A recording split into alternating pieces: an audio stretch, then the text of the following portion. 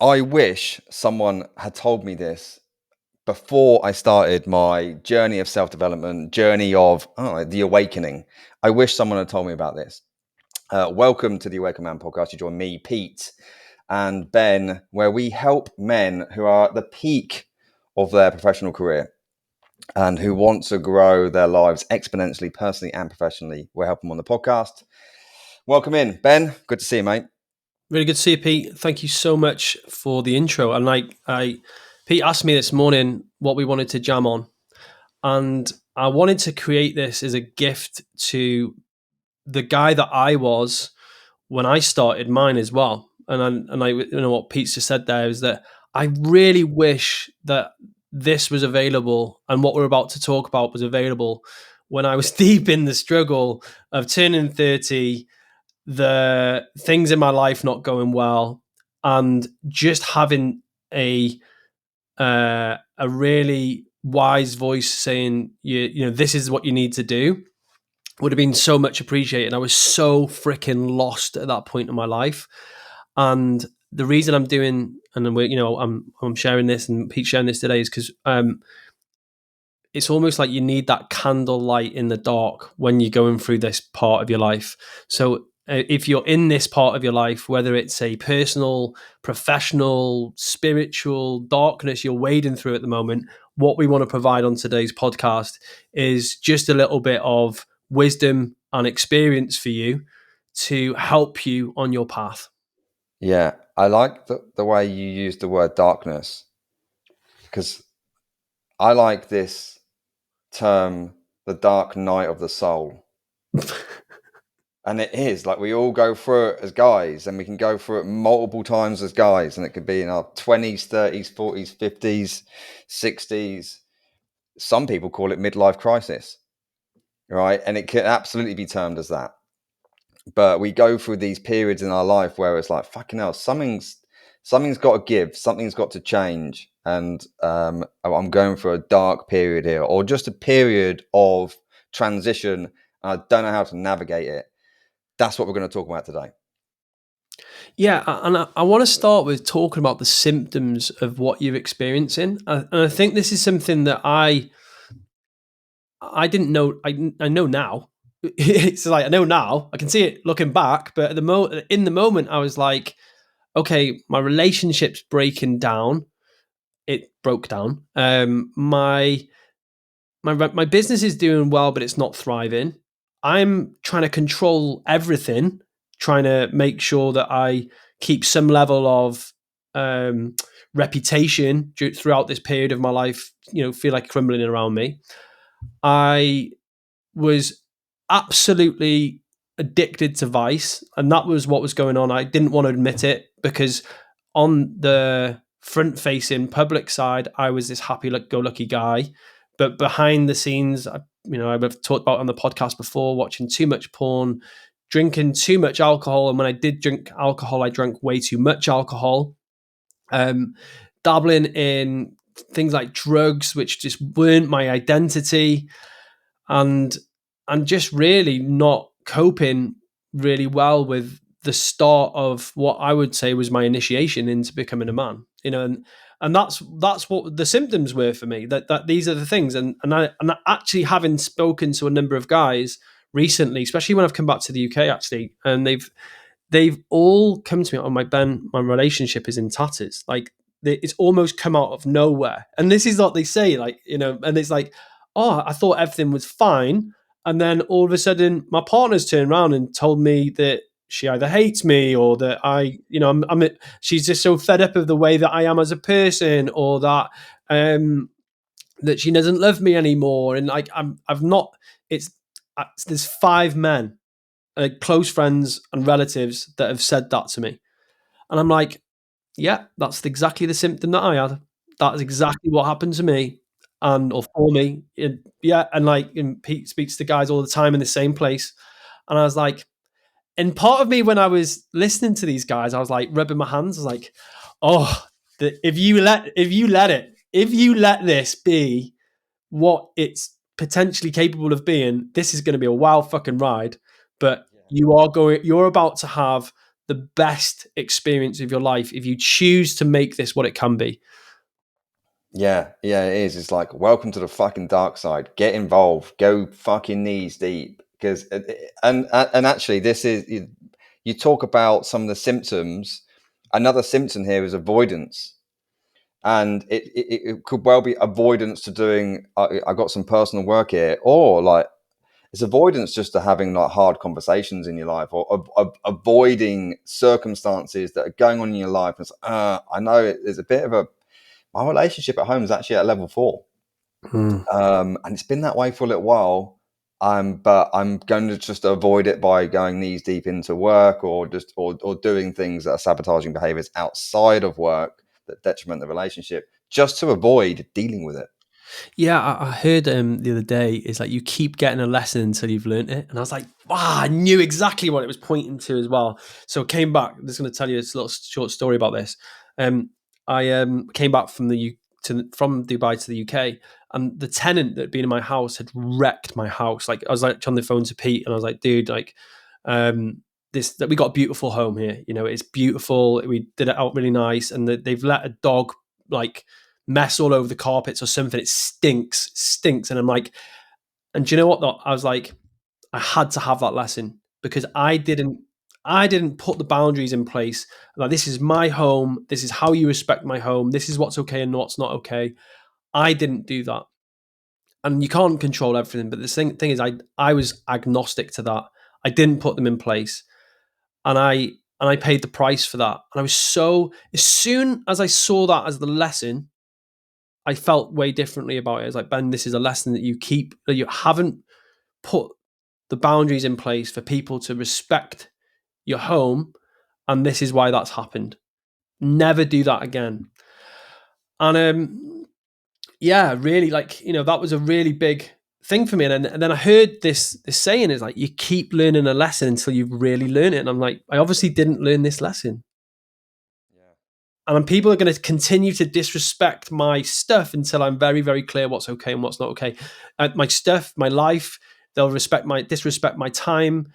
And then we've done sessions on boundaries. So I have to keep learning that lesson until I really learn it. And I think so many guys are like, this is, turning 30 or, 35, 40, even 50 even, is like, you're going to keep getting these lessons until you really actually learn them. And that's the difference, I think. That's like one of the first symptoms I saw is like, oh no.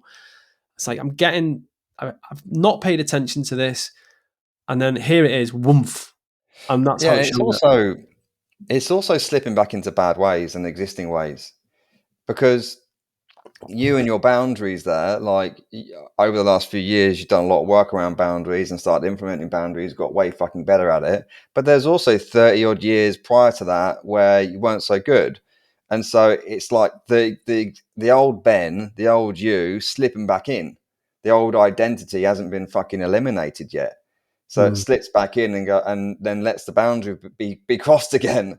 Oh yeah, and like, and I didn't admit it to anyone, but I was so angry.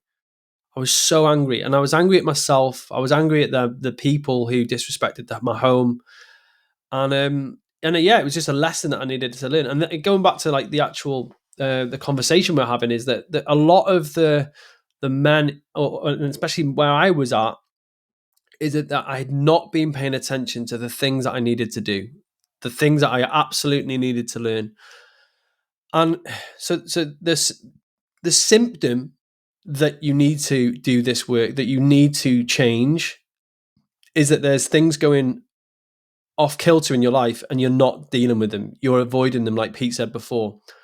And until you actually go and roll up your sleeves, do the uncomfortable work, these are going to perpetuate. And this is something I think what happens with guys is that they cannot stand to sit in that discomfort of dealing with their shit. And I think this is like hats off to Pete and myself. We were talking while Pete was in Dubai. We've done a lot of work literally side by side. We've done sessions together. We've talked about therapy, and it's fucking uncomfortable. It's not pleasant, some of the stuff that you have to tell other men or tell a therapist or tell a coach. It is not comfortable. But guess what happens? is that you've got to sit in that discomfort for a number of days, weeks, maybe months as you wade through it, and not do dumb shit like take cocaine, drown your sorrows, play hours of PlayStation, sleep with other women. And I think what happens is guys don't like the pain of dealing with all that shit. So what they do is they mask it with all of that other stuff. And all that is doing, it's like a painkiller, really. It just delays the inevitable thing that you need to sweat it out and get rid of the fever. Yeah. And I think that's gone. There's another side to that as well. Is delusions, deluded. I've fucking been there. There's massive elements of my life now. I fucking know it's real fucking present. It's like having these delusions that we're way better than we actually are. I think it's like, what is it? Delusions of grandeur. It's like our perception of ourselves as guys is like level 10. That's our perceived reality. Our actual fucking reality is level 5 or level 6 in certain areas of our lives. And there is this ignorance and avoidance and delusions there. And so we just ignore it and go, no, my relationship's great. Ignore, my business is great. Ignore. Yeah, that's so right on. I remember looking back, and especially when my partner at the time, my wife at the time, left me. I look back over the last 6 months. I was like, I'm a great partner. I'm a great partner. Why would you want to leave me? And then actually, the further I've got from that, the more honest I've been with myself. I was like, no, I was pretty shitty. There's some stuff that was going on in my behavior that was like that. I was like, yeah, no wonder. I think point number 1. Let's go into some pointers here. Let's go into some sort of like, here's some, not necessarily steps, but foundations. What Ben just there, honest, is fucking honesty. It's actually sitting there on your own and taking true account of where you're at in every fucking facet of your life. Not just one, not go, look at my fitness. No, every area, take true account and be actually radically honest with yourself as to where you're at. And when the avoidance comes up, or like, let me just look at my phone, or let me just not do this, or go and eat something, whatever a fucking tactic is coming up, you've got to witness that and not avoid the discomfort. Yeah, that for me, and like if you go through all the Awakened Man episodes, there was so much that I that was like pretty much the curriculum of what we've talked about on the podcast. I was a liar. And I was like, if I'm honest, I was a liar. And I was like, I even struggle saying this now. I'm like, but I'm not a liar. I'm not, you're not a liar. I was like, yeah, you were, Ben. You exaggerated shit. That's lying. And it's like, oh no. And then I would pacify people with promises. That was another one. And I was like, I would say I would do things to get people off my back or make them feel good and then not deliver. And it was the gap between my word and my actions was like a freaking chasm. It was huge. I was, front facing, happy and joyous and pretending, but in the background, I was hurting and I didn't know how to talk about that. That was that honesty for me. I was like, oh shit, I've got work to do here, and I cannot perpetuate my life with these problems. And the lying part was actually really hard. I was like, because I remember reading a book about lying, and I was like, oh yeah, I do that. Oh shit, I do that. Oh fuck. Oh no. And I was like, I'd never have had this identity of being a liar. But then actually, if I was honest with myself, although I wasn't doing it, I wasn't doing like, lying about, here's listen to me trying to, say my lies are better than anyone else's lies. My lies were fine. They weren't to hurt anyone. But like, it was, if I said my PB of my bench was 125 when it was really 95, it's just like, that's like, why did I need to do that? Why do I need to lie about that? It wasn't 95, it was 110, but just yeah. Was that it? Mine's fucking 125. Well, it's all right. Yeah. It was assisted by my brother. It was assisted. Yeah, it's like if it was, but that was it. Coming back to what Pete said, getting honest. I was honest about the things that I needed to be honest about myself, and it wasn't comfortable. And part of the journey was the podcast. You know, I was honest on the podcast, and Pete was honest on the podcast, and both of us. But the podcast, this podcast led to the instigation of my divorce because Don't I tell. had to Don't tell. fucking Yeah. I'm not being held responsible for that. yeah. You are. It was your fucking idea to do that episode, and I was like, shit, the bed. I'm be fucking honest here about my relationship, but that's I could have very easily just avoided that. And then you know, and like Ben said at the start of the podcast, you fucking delve into this, you'll get the biggest growth of your life. Because since then I have had so much growth, personal growth, to an incredible level, particularly on my relationship side. Yeah. Honesty is the biggest shifter, and getting honest in front of a group of men. And I remember being part of the Awakened Man is the guys are honest in front of other guys. And I remember just leading that and being like, oh my gosh, there's so many problems in my relationship that I'm not disclosing. I remember actually getting coached by Yassine on a call in front of the other guys about my relationship. And it was so powerful. And just because you're in a position of leadership, it doesn't mean that you're infallible. And I think this is what happens. Like a lot of guys who I've talked with about what we do in Awakened Man and the stuff that they like, I can't show weakness. I'm the leader. I'm the manager. I'm the CEO. There's no way that I can disclose all this stuff. It's going to be so embarrassing. And I'm thinking there's a saying that Brené Brown says all the time is like, what we see as weakness in ourselves, we see as strength in another. So I remember when I used to sit with guys and they would disclose all the problems in their marriage or their relationship or their business, I'd just see it as like, man, this guy's like strong. He's fronting up to his shit here. And that, I would see it as weakness if I was to do it in front of these guys. And because, they were my clients. But then when I got led through a conversation about what was going on in my relationship by Yassine, all the guys messaged me afterwards saying that's so powerful. And I think the point I'm trying to make here, in line with what we're talking about, is that as a leader, you absolutely need to see this as strength and courage to get rid of this stuff rather than avoiding it. Like, avoiding it is weakness. It might, you might feel a little called out here. Good. Is that the seemingly comfortable thing is to say, you know what, I don't need to do this work. I don't need to get help. I don't need to speak in front of other guys. I'm going to keep if it is to be, then it's up to me. I can harbor this all myself. But then what happens is you break from the inside out. Yeah. This section here on honesty, which ultimately is the word all us fucking guys do not like, which is vulnerability. Yeah, so many guys cringe. I mean, I've come to warm to that word, but prior to me being in this world, but my vulnerable. I don't fucking being vulnerable. Yeah, I've got a word that's actually might be more appropriate. It's disclosure. And it's actually a really good techno group called Disclosure. Really good. Fond memories of going to see Disclosure with my buddy.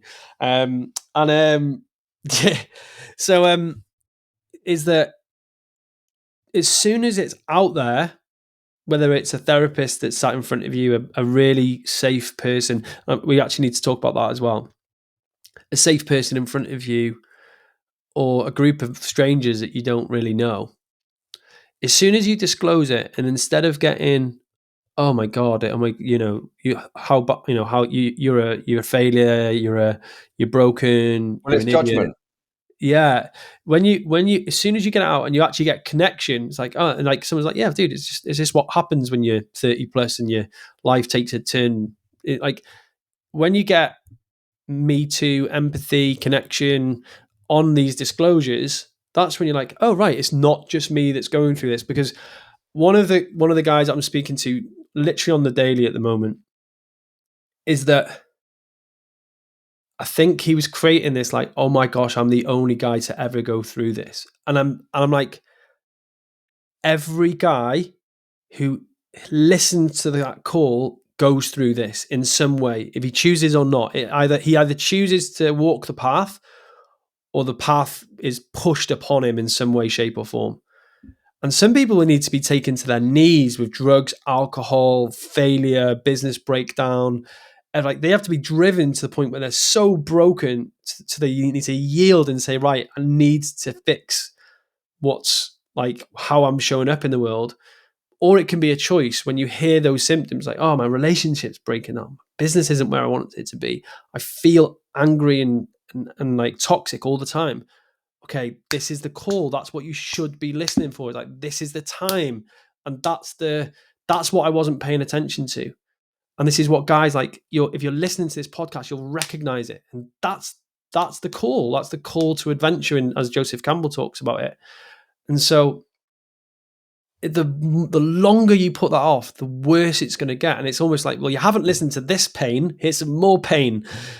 And it that it gets worse and worse. Yeah. What I see myself and plenty of other guys is just on this subject, which stops guys from leaning in here and actually being honest or disclosing, is fear of judgment. It's fear of being judged. It's like there's a fear of being judged because you may now look like a failure or not as successful as the perception you gave the rest of the guys, right? It's like, shit, if I'm going to disclose this stuff here, I could potentially be judged, and that is the last thing I want to be done as a man, is to be judged. So I won't disclose. But absolutely, what I have seen from being in this space now for quite some time and doing a fucking bucket load of work and working with hundreds and hundreds of guys is that judgment it's not there. Like, you think it's going to be, and it's fucking not. Like, when you're in a good group of guys, there isn't judgment. It's actually fucking support. Yeah, I think there's a caveat to what you're saying, and it is that I had someone recently. I can't remember who it was. I'm trying to get the picture so I can just remember the conversation. But they disclosed what was going on, but they disclosed it to somebody who wasn't conscious. So they didn't really. So guess what happened? They just got a load of projection about this person's problems to try and help and guide them. It's like, oh yeah, I've told so and so, and they said, oh, I should just do this and do this, and I'm like, that is so far from the truth of what needs to be done here.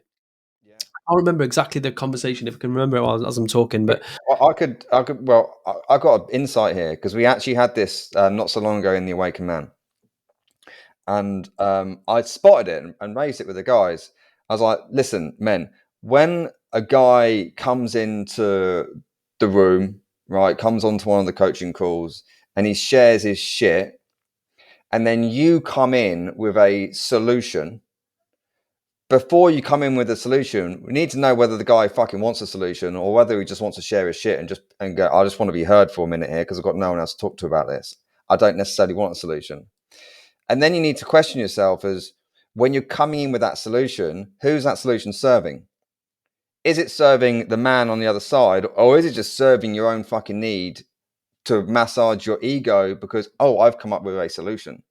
And and that's what Ben's talking about there a bit with like conscious men and conscious guys, because they will know when to hold the space, and they will know when to, oh, do you want some help here, or do you just want to keep chewing the fat?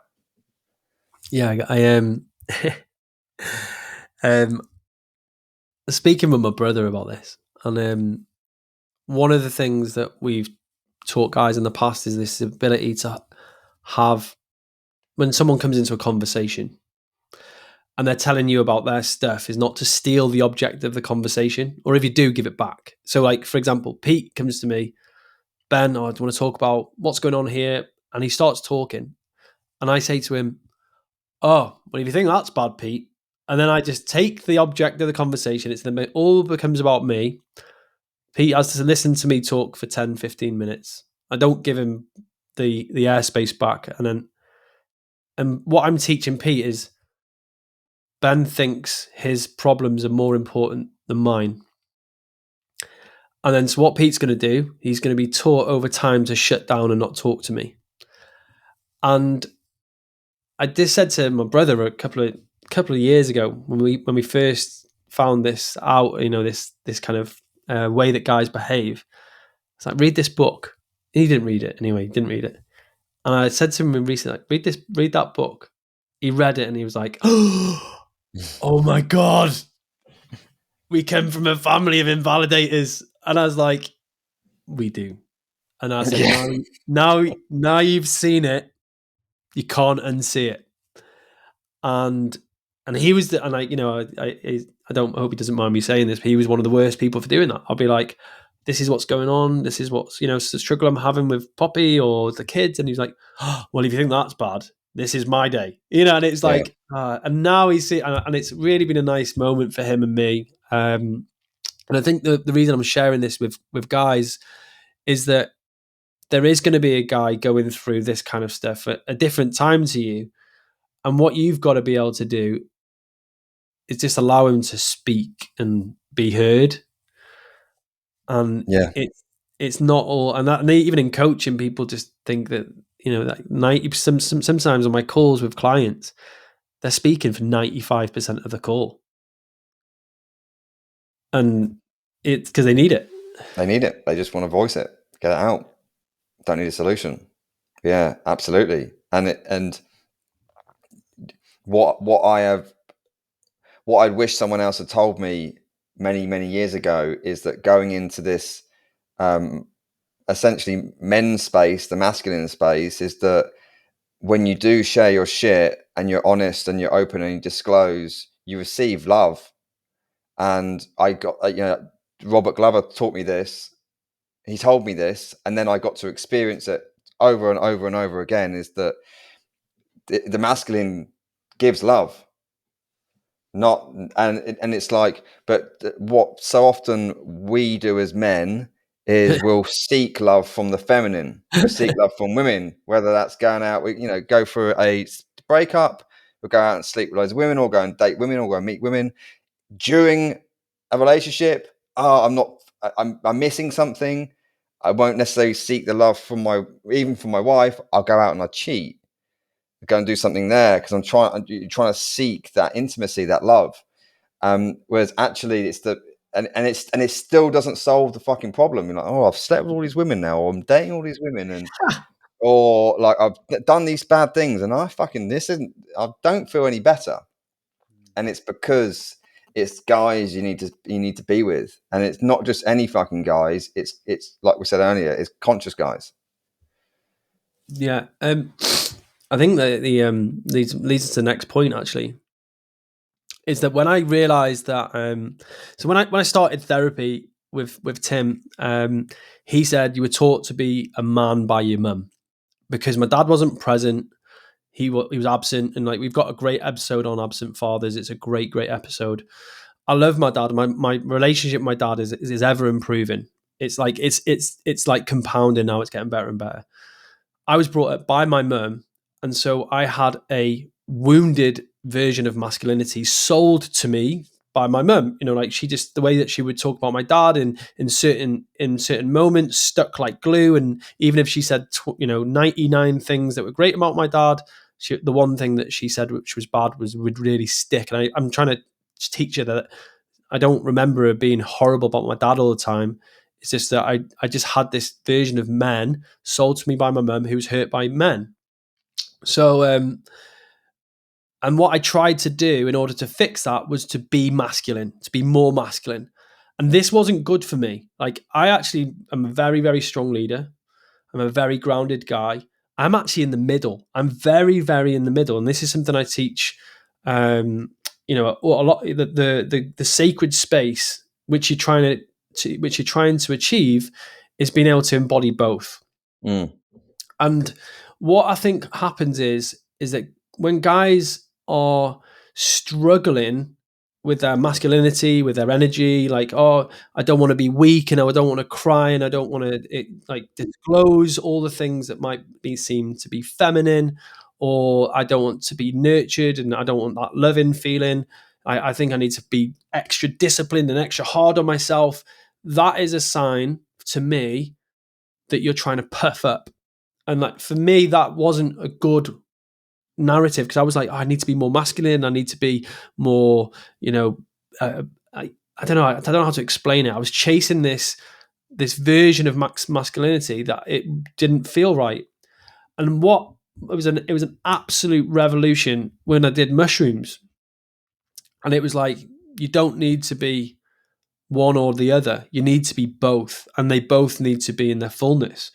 And that, it's like, every time I come back to that, I was like, yeah, that's so right. I just need to be, I can sit in a room full of guys and be an absolute rock and part of the group and lead a group powerfully. Equally, I can sit and be a safe man in a room full of women. And like that, I went on a retreat. I was the leader of a retreat with a load of women on this year. And like, the fact that I've done my work as a man and sat and done that work means that women find me extremely safe. They can confide in me. They can see that I'm a solid rock for them. And so what I'm sharing is that, when you're trying to navigate, especially like, and a lot of men came to Awaken Man saying, I need to work on my masculinity. And it isn't, you just need to work on your masculinity. You need to work on both. It's embodying both. Like, there's sides to Pete. Pete's got an amazing feminine side. He's got a real nice taste in how things look and how things smell and how things go together. He's got a beautiful artistic and design style, very feminine like energy, and that's like really powerful in him. And he's also got an incredibly strong masculine side, and it's the same. And I didn't see that in myself. I saw it in Pete. I couldn't see it in myself. Like, I've got a very, very strong leadership, masculine energy, but equally, I'll tell you a little story about this in a second. I'm very loving and I'm very soft. And really interesting, we asked a load of guys to talk about their experience about working with Pete and working with Ben. So we're doing testimonial videos after the heroic retreat. And what was really interesting, they described Pete, and because they described Pete in such a way, like, Pete's, yeah, he's really masculine, he's very, very forthright, he's very cutting, he's like, he gets straight to the point, da da da da. And then they were like, then describe Ben as like, oh, he's soft and gentle, and he's like, they just literally polarized me from me. I was like, that's not fucking true, man. And it was good. It was a really good moment. I didn't see it as a bad moment. I was like, that is so interesting. But I'm the middle, and that was, for me, was like what I was trying to achieve is integration of the both. And I think that's what I think is not spoken about enough in men's personal development. Yeah, and that, going back to the title of this, what I wish I knew, that there actually, because it didn't take me that long, but it maybe took me the first year to start to lean into more like, actually, Pete, be alright with just not having your chest pumped up all the time, fucking this like stern, go at it, direct guy. You've got that in your locker, but also the other side of being a little bit softer is great. It's the yin and the yang. Being able to use both at the same time, but actually forms a well-rounded man, rather than just like you're on the complete fucking spectrum either side. Yeah, because I think what happens is, and I think this is where men's guidance online is, you see all these overly angry, I'd say on the it's like your Tates and your Wes Watsons and you guys, and they're so buried in the masculine that you don't see their feminine side as much. You do in certain ways, and I'm not like, I don't know the guys, but you just see these, and so you get guys following, thinking, oh, well, if I need to be more of a man, I need to be more masculine. And I was like, well, yeah, you do. You do need to embody self-leadership and discipline and all those great things that come with being a great man. You also need to be able to embody softness and slowness and stillness. And unless you do both, you're going to end up thinking, and this is, and I think that's what I really did learn it's probably 7 years it took me, because I thought, oh right, well obviously I need to be more of a man. So I was like learned loads about masculinity, and it was like the latter side of learning all of that. I was like, I actually need to learn to embody both, and both really in its fullness. And it was when Robert Glover actually said, God, look at what's going on behind you, Ben. And I was like, what do you mean? It's like it was a blank wall. He's like, get some color in there, man. Get some, Yeah. He was taking a piss out of me. I think I was like, oh yeah, it's like really dull. I'm sat here in a black top on a black chair with a white background. I was like, geez, man. Yeah. I can see loads of color now. It's like, so yeah, that was another thing that really I really needed to learn. And this is that leads me on to the next point, is that I really needed to find a group of people that had this conversation. My mates from school, I love them to bits. They don't want to have this conversation. They don't want to have this conversation. I keep trying, and they don't want to have this type of conversation. It's not right. It's not their narrative. They're not at this point yet. Maybe they'll have their great awakening and they'll knock on the door one day, but I had to go and find that. And it was very difficult to find, because it was the type of man that I was. I didn't resonate with men's groups at all. No. I found them very, very difficult to be in. And I said to George, my brother, actually, I was like, dude, do you think that I found it easy sat in a group of men while they were crying and like talking about this weird stuff? Do you think that I found that comfortable? I was like, no, but I had to do it. I had to go for it. Something was telling me that I needed to do this, and I had to just trust. And I trusted, a good couple of leaders that I knew really well. And I was like, I didn't understand why I was there. On the whole, it was uncomfortable, but I knew that I needed to do the work. And that trust is what got me to where I am now. Yeah. And it's important to recognize is that you went through a couple of different groups and leaders, and to then to find the one that was right. And now I've had more experience of stepping into this men's personal development space. There are plenty of groups that are led by very broken guys, very, very broken guys, very, very traumatized guys, and are leading the group in the wrong way. And so you've got to find the right fucking group, the one that really does resonate with you, and the one where the guys that are leading it are also doing the work shoulder to shoulder with the rest of the guys. And it's difficult to navigate or to things to look out for where like the group might be fucked and not a good group. That's very difficult to navigate that. Yeah, well, I can tell you one. It's just like it was they didn't like the same stuff as me. Didn't like money. Anti-establishment was a real red flag for me. Like everything, like they were into conspiracy theories, or that there was a fuck the man. Like this is stick it to the man. Like we're oppressed. It's like nope, I'm not buying into that. That was one red flag for me, and like I wanted to be around guys with big goals. And then I think that the other thing I wish I would have known as I started the journey was the value of therapy. And when I was really struggling to deal with my behavior in my relationship with Poppy, I was like, I need to go and speak to someone. She was like, oh yeah, go and speak to someone. And she put a lot of pressure on me. She was like, go to speak to someone. And the more pressure she put on me, the more I didn't want to go. Anyway, I found a counselor. She was female.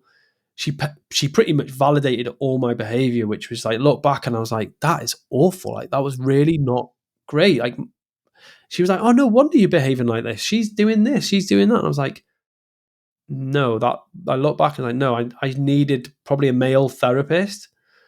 And then when I met Tim, I really found it. There was so much value in the work that I was doing. And this is the thing, is that guys will try anything and avoid it's almost like, I want to grow my biceps, but I'll do anything other than bicep curls. That's what guys do. I'll make more money. I'll get fit. I'll do drugs. I'll sleep with loads of women. I just tell you what, I'll upgrade my car. I'll do anything. Maybe it's the car that's making me feel like this. But they won't go and do the very thing which is the prescription for what they're feeling, which is therapy, because it seems so unattractive. Yeah, and and what I learned, because I also did therapy, and will continue to go back to that, is the combination of having like a therapeutic world and also a group which is action orientated. Because action does trump.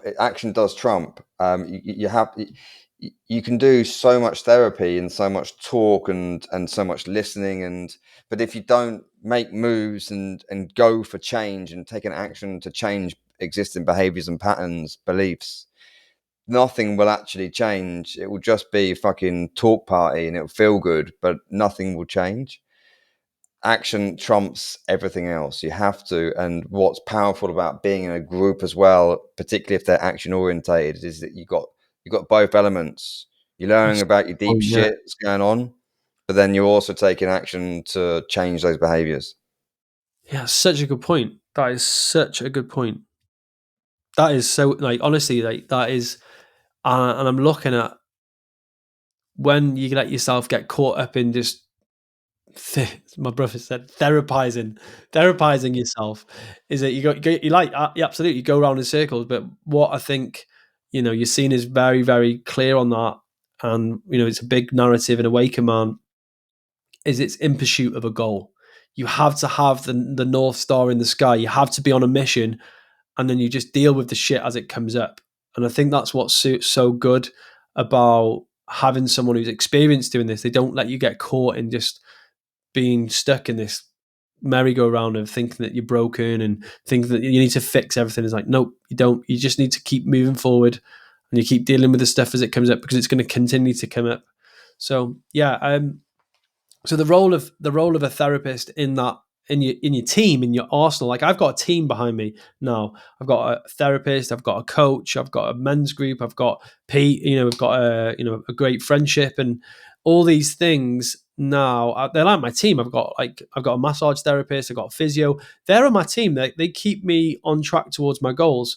And like, guys need to, like, Jeff Bezos has a therapist. This is like one of the best businessmen in the world, has a therapist. And Alan, who runs a small business, and he's too good for a therapist. He doesn't need to have one. But this one of the best businessmen brains in the world has a therapist, and you don't. It's like, what, you're missing the trick, my friend.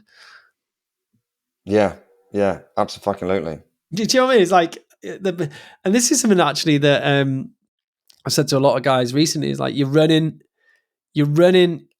a professional, like a Premier League goal, with a pub league level approach. It's like, raise your team, raise your standards. Like, it's like, you're not going to get a 7-figure business behaving like you're behaving. You need backroom staff. You need people to keep you on the pitch. And part of that is your team. So I think we can wrap up. I think we can wrap up. I think that's a solid bunch of points there. Team, love to know your feedback. You can actually, below this episode, there's a little link now. I think it's the first link, and it allows you to message us directly. Give it a go. Message us what your thoughts were on this, how you're going to implement it. Yeah, and here's the other one. If you know a guy who's going through relationship breakdown, his business is struggling, or his career is like, he's a bit lost in his career, he perhaps wants a family, or he's struggling with his family life, send him this episode and say, by the way, I've listened to this, think this will be really valuable. Honestly, that is the most important thing we're doing with this podcast, is share it, create that ripple. And the person that shares a book with me when I was in a time of need, I never forget that. There was that one guy that says, by the way, just check this out, do this.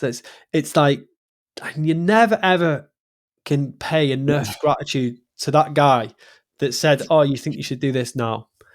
Mate, that's fucking such a good point. That is, I can think now where there's a guy recently that recommended me a book, and I'm like, oh my fuck, he changed my life. Yeah, That has changed my fucking life. I'll never forget him. yeah. Like Yassine's the master at that. Is like, you've got a problem. He's got 10 books that you can recommend, but he'll know it's. And I remember he's like, that's one of his master skills. One of my master skills. Pete's got phenomenal art as well. It's like the very struggle you're going through. If you meet guys in this kind of space, oh yeah, go and do that.